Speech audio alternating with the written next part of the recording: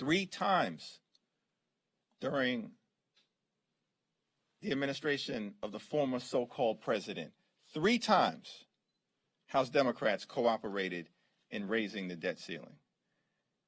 And Kevin McCarthy voted to raise the debt ceiling. We don't expect that he's going to do it this time around because he's just playing politics. And we don't need his support here. Hopefully some House Republicans will do the right thing. But they voted to raise the debt ceiling 3 times during the previous administration. And now all of a sudden they want to jam up the American people and the American economy and our full faith and credit because they're playing politics. We know House Republicans are going to do it. Hopefully Senate Republicans will not. Mr. Chair, thank you. Will you bring me Yeah, you. Okay, making sure. Speaker Pelosi has said that whatever passes, that the reconciliation is going to have to match what's going to go through the Senate. That means likely that you all are going to get pared down from $3.5 trillion. How are House Democrats prioritizing what is going to get cut? Well, there are ongoing discussions right now, and so I don't want to comment on the different priorities that people may bring to bear because those are discussions.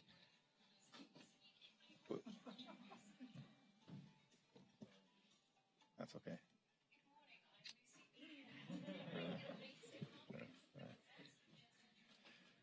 It's quite interesting. Yeah. What might get cut from the reconciliation package? Because you guys, I know you want to get in as much of the Biden agenda as you can, but That's correct. Sounds like it's not. Yeah, I'm gonna yield to Pete on this as well. Pete being on the Appropriations Committee, but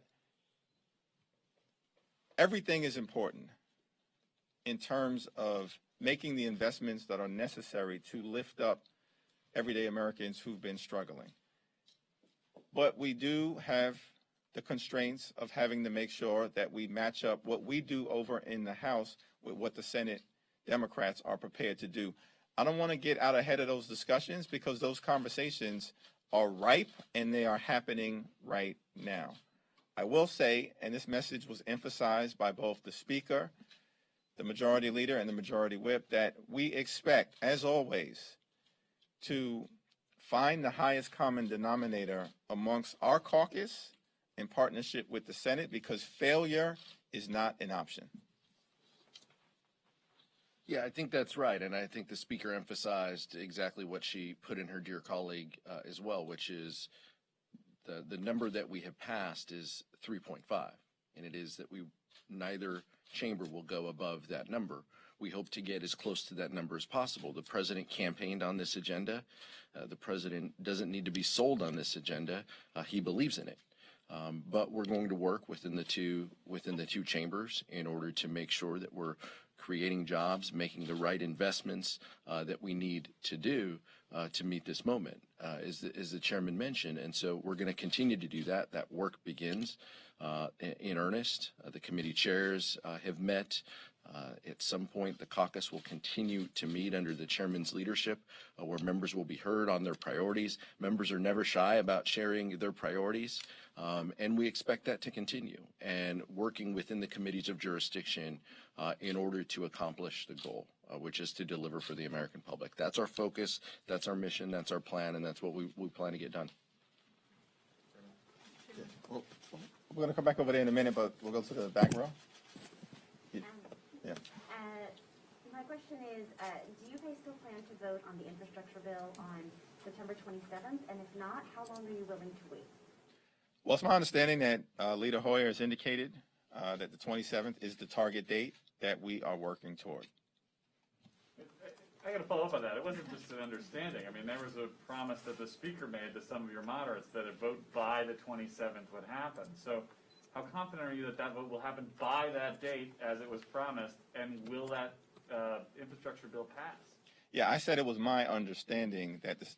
We have a slightly different understanding. My understanding that the majority leader had indicated we are moving toward the 27th, and the plan is to hold to that agreement. And I expect that we're going to get done what we need to get done, both to get the bipartisan infrastructure agreement over the finish line, as well as the Build Back Better Act, hopefully at or very close to the $3.5 trillion that was in the framework agreement. Can I follow up a little bit on that? Sure. Are you mostly in a sort of a waiting situation then for the Senate to finish their homework before you guys can move ahead on the reconciliation piece? It seems like the House action is kind of stalled at the moment. I wouldn't say the House action is stalled. I think there are active bicameral discussions that are taking place. But you need action from the Senate. We always need action from the Senate. Two-part question. One, would you put BIF on the floor, as Leader Hoyer has indicated, knowing that it would fail? And two, we haven't really heard publicly from President Biden giving the progressives or the moderates any kind of reassurance one way or the other that we all need to hold hands and jump off this bridge together. Would that be helpful versus him communicating through Pelosi and caucus like she said today? Well, there are active conversations that are ongoing with the administration. Tomorrow, we'll be hearing from the administration with respect to the Build Back Better Act at 3 p.m. White House Communications Director is coming to visit us. We'll see who else she brings along. Failure is not an option. The votes will be there for both the bipartisan infrastructure agreement and the Build Back Better Act. Do you think she's going to bring along the president? Is that what you're... No, I was not implying that she's going to bring along. The president has to come via invitation, as I understand the constitutional balance. One more on BIF, if I may. Is your expectation, given some of what we've heard now from the progressive members of your caucus who aren't going to vote for it without reconciliation, that you're going to need Republican votes to bring you over the finish line on that? I mean, is that kind of what you're looking, is that the strategy? We can't count on House Republicans for anything save for a handful of patriots in other areas like Liz Cheney and Adam Kinzinger for a whole lot, and we're not proceeding under the expectation that we need Republicans to get President Biden's agenda, which the American people support, over the finish line. Thank you, Mr. Chairman. Can you speak to the CDC's meeting with the Vice President with regard to the Haitian refugee crisis at the border at Del Rio? You referring to yesterday's meeting? Yes. Yeah, so I wasn't present at yesterday's meeting. It was, as I understand it, an informal discussion with the Vice President on a wide variety of issues, in part just to celebrate the 50th anniversary of the original founding of the Congressional Black Caucus. There were 13 members then. Now we're 55, including former alums like former President Barack Obama and current Vice President Kamala Harris. I'm certain that the issue in terms of the Haitian migrant crisis was discussed, but I wasn't present, so I wasn't party to those conversations. Can I go back to the debt ceiling really quickly? We're sort of entering this murky water if the Senate Republicans don't come along and vote for this CR that includes debt limit and government funding. Markets are going to start reacting if some people would argue they have already. Are you worried about the financial implications of not having a clean CR and then thus the debt ceiling? Are you worried about what that does to your Democratic members? Are you going to be blamed for this in the end? Well, again, as a member of the Appropriations Committee, I want to yield to Pete. That's the committee that has put the legislation forward. But I will say we should all be concerned as it relates to making sure we do our jobs in the context of the debt ceiling, which doesn't relate to increasing a line of credit so we can do new things. We should all be clear. The debt ceiling is about paying bills that we have already accumulated. And in this particular case, it's COVID related, and it's things that Donald Trump himself signed off on as the former president, and so did the Republicans in both the House and the Senate. Now we have to be able to pay our bills. And in order to do that, we have to acquire some additional debt because it was an extraordinary moment, a once-in-a-century pandemic. That's why the Republicans are being so irresponsible in suggesting that they may not sign off on a debt ceiling increase or suspension, I think, is what is contained in the legislation. Are you worried about the financial implications of all of this? Well, the path that Rosa DeLauro has put forward in the bill that we're going to be voting on is the right path. will it be the ultimate ending point? I don't know, and we're going to have to talk to the other chamber. And it's sad to me that Kevin McCarthy and Mitch McConnell get passes on this when they have voted, as the chairman mentioned, on raising the debt limit in prior administrations. And so, the Appropriations Committee has done our work. We have met, we have moved our bills out of committee. The Senate hasn't done their work, so we're going to have a CR. We're left to the CR until December. We're attaching the debt limit piece to keep sanity within the markets. And if those folks, have concerns, they should reach out to Senator McConnell and ask what full faith and credit of the United States government means. It seems like Senate Republicans need to answer that question more than House Democrats.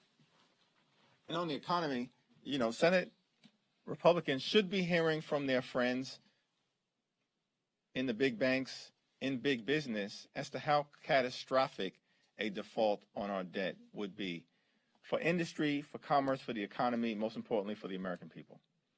Last question? We'll go to these two final questions. Yeah, their argument is you guys could do it in reconciliation, you could still do it in reconciliation, and you should do it in reconciliation where you could pass it on your own as you can, control the House, Senate, and the presidency. When do you think you'll move to that solution? This is part of their constitutional responsibility to protect the full faith and credit of the United States of America. Did we ever argue that they should just do it in reconciliation when we did it 3 times because it was the right thing to do? The debt ceiling is not about politics. It's about our responsibility to the American people, to the economy, and to the Constitution. Last question. Thank you, Chair. So if the reconciliation bill isn't ready by Monday, or if it's at a number that's lower than what progressives could find tenable, but you still want to hold a vote on the bipartisan bill, will Democratic leadership just encourage progressives to vote for the bipartisan bill anyway, even if the reconciliation bill isn't ready? 6 days is an eternity in this place. And we're going to get this done. We always do. Because at the end of the day, what motivates us, Democrats across the ideological spectrum, is delivering for the people. And this is the president's agenda, Build Back Better. He promised that he would undertake this transformational effort to the American people. And we are going to make sure that that promise is kept. In terms of the discussions that will take place over the next few days, you all know House Democrats are an enthusiastic group. We're not bashful. But we're a coalition, not a cult. And so we embrace the fact that people have different ideas and perspectives. But at the end of the day, we always land at the highest common denominator, and we will do that in this case, and we're going to pass the infrastructure agreement, and we're going to pass the Build Back Better Act. Thank you, everyone.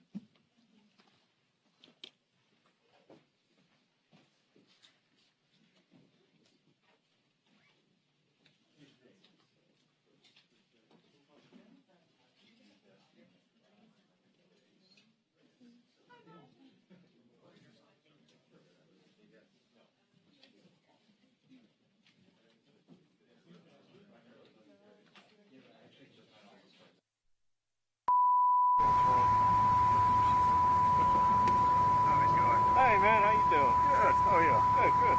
Oh, it's super hot today, much hotter than expected. I know, it's super warm. When the sun comes out, it's hot. Hey, you will be here all the time? Yeah, I'm just Would you mind if we'll just drop my bicycle over here? Yeah, you can leave it. Thank you. Yeah, we'll be here. Because I will run around when she will walk around. Yeah, if you just want to throw by herself. Yeah, right here. absolutely. Yeah, it'll work. There's nothing there. Yeah. Are you in Rehoboth? No, I didn't go this weekend. My first time. It's actually a nice little town. Oh yeah, I've been in Rehoboth many times, Yeah, like nice. just with my family, but not with my wife. I think it's a pretty place to go, like one day trip. Yeah. Go for a weekend.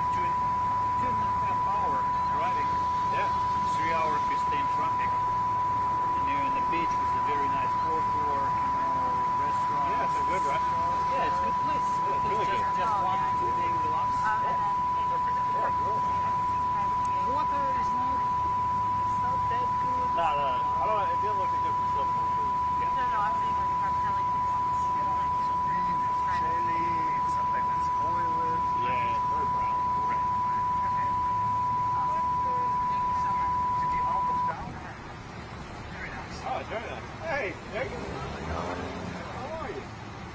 Hi. Good.